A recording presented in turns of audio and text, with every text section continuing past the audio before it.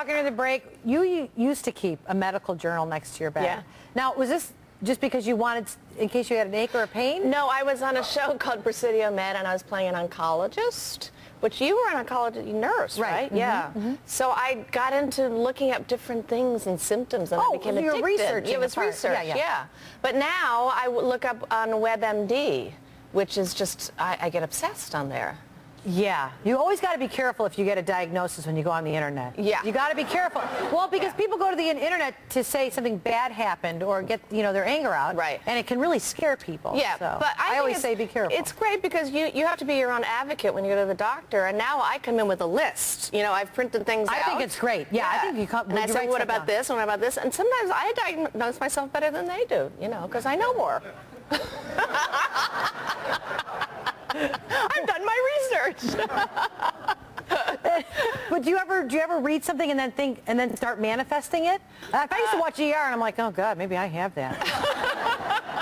I went through that as a nursing student too. Did you really? Well, that's Sure. because you're very empathetic. You feel things. Right. That's it. I don't feel anything. No, actually, I went on recently because that stuff that all the women are using, the eyelash stuff to make your eyelashes grow.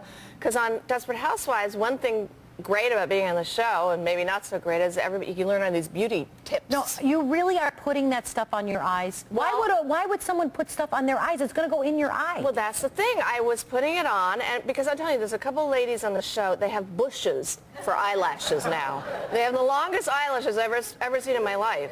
So I started using this stuff, and my eyes got all red and itchy. No, and I went on, and they said, Dana. one of the things could happen, you get red and itchy eyes. So I stopped using it.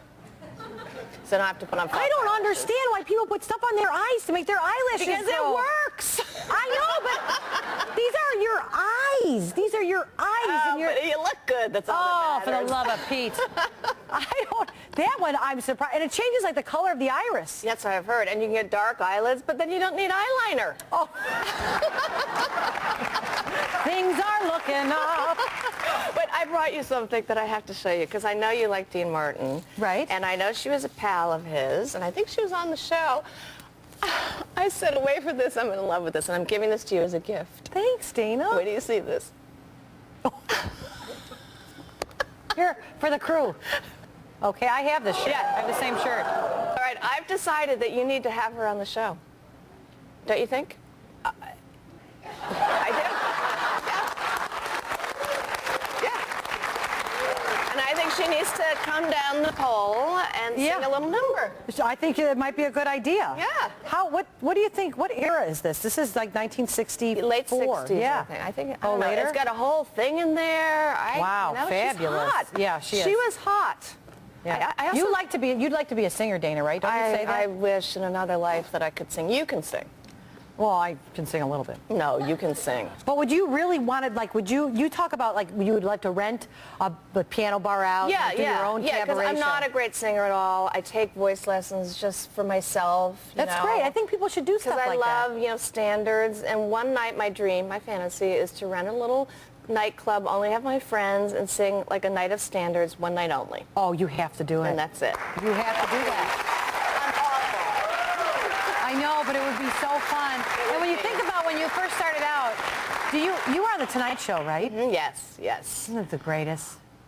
Johnny Carson, I'm sorry, but there's nobody like him. I know. He made anyone look funny. He made me look funny. That's how I felt, too. You went on there and you just felt like he's going to take care of you. Yeah, because you knew he was going to set you up, and you didn't even know he was doing it. Right. But my first time on, it was such a riot. You're really nervous, and I'm in my dressing room, and right next door is Buddy Hackett. Was in the dressing room next door to me, and he was the headliner. And he comes in, he says, "You nervous?" I said, "Yes, I am." He goes, "You're gonna be fine, kid." He does the whole thing. He goes out there, he sets me up. He says, "You're gonna love this girl who's coming on after me." Oh, he said the wow. nicest things. And I'm in the dressing room before I go on, and he hands me a signed autograph picture of himself, which I did not ask for. And then he gives my agent a bottle of his cologne that he wears. What? As a gift. And then the next So day, thoughtful. So thoughtful. And then the next day, after the show, I get a phone call from Mr. Buddy Hackett, who asked me out on a date. Did you go? Oh my God, you heard it here. Dana Delany used to sleep with Buddy Hackett. May he rest in peace. I killed him. Nobody knows. That's why Buddy Hackett died.